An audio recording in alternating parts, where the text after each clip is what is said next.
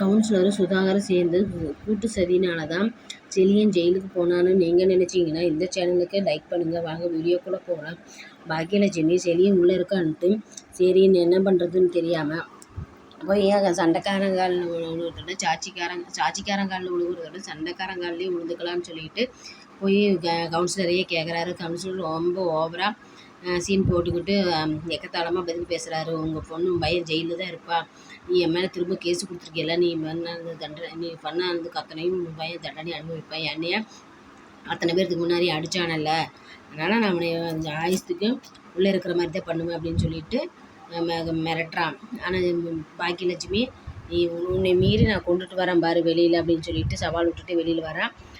அவங்க கவுன்சிலர் பண்ணுறது ரொம்பவே பிடிக்காம இன்னொரு கட்சிக்காரன் வந்து திட்டிட்டு போகிறான். நீ உன்னை எப்படி நான் தலைவர்கிட்ட சொல்லி உன்னை கட்சியிலேருந்து விலக்கி உன்னைய இப்போ ரோட்டில் தனிமரமாக நிற்க வைக்கிறேன்னா இல்லையா பாருன்னு அவன் சவால் விட்டுட்டு போகிறான். சரி அப்போனா இவங்கிட்ட நம்ம ஹெல்ப் கேட்டால் கண்டிப்பாக நமக்கு நடக்கும், நம்ம பையனை வெளியில் கொண்டு வந்துடலான்னு சொல்லிட்டு செல்வி நீ அவருக்கு பின்னாடியே வண்டியை ஃபாலோ பண்ணிப்போ, அவர் எங்கே போகிறாருன்னு பார்க்கலாம் அப்படின்னு சொல்லிட்டு போகிறப்ப அவர் வந்து தலைவர் வீட்டுக்கு போகிறாரு.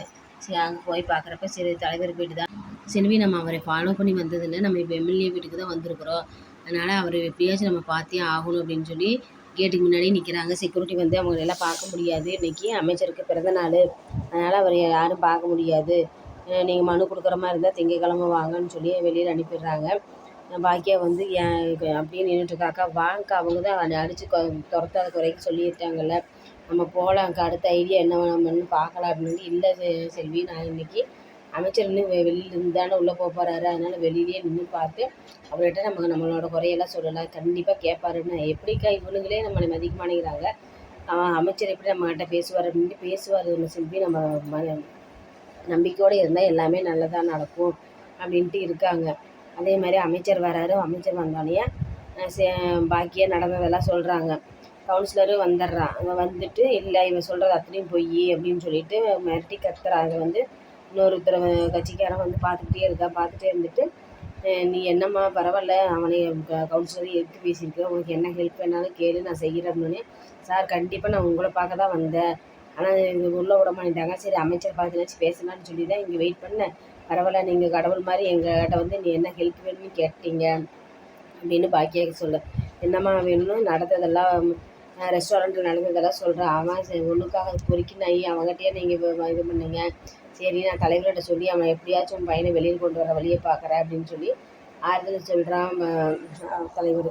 ஆனால் பாக்கியா பையன் இல்லாமல் வீட்டுக்கு நான் போக மாட்டேன், எப்படியாச்சும் சென்னை ஜெயிலேருந்து வெளியில் கொண்டு வந்ததுக்கப்புறம் தான் நான் வீட்டு பக்கம் போகணும், ஒரே பிடிவாதமாக தண்ணி கூட குடிக்காமல் இருக்கா. சரி எதுக்கும் நம்ம போய் ஜெனியும் குழந்தையும் பார்த்துட்டு வரலாம் அப்படின்ட்டு ஜெனி வீட்டுக்கு போகிறா. அவங்க அப்பா ரொம்பவே கேவலமாக மதியம் பேசுகிறான். ஜெனியும் பேச மாட்டேங்கிறா.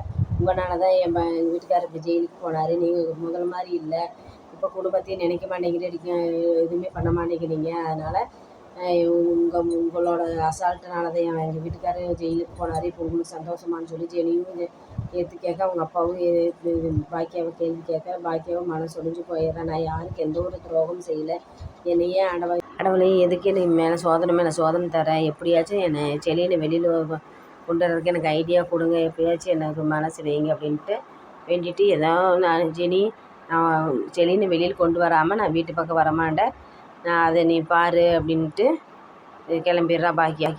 இப்படியாச்சும் கவுன்சிலரோட சுயரூபத்தெல்லாம் பாக்கிய தலைவர்கிட்ட சொல்லி செழியனை வெளியில் கொண்டு வந்தால் நல்லாயிருக்கும்னு நீங்கள் நினச்சிங்க. இந்த சேனலுக்கு லைக் பண்ணுங்கள்.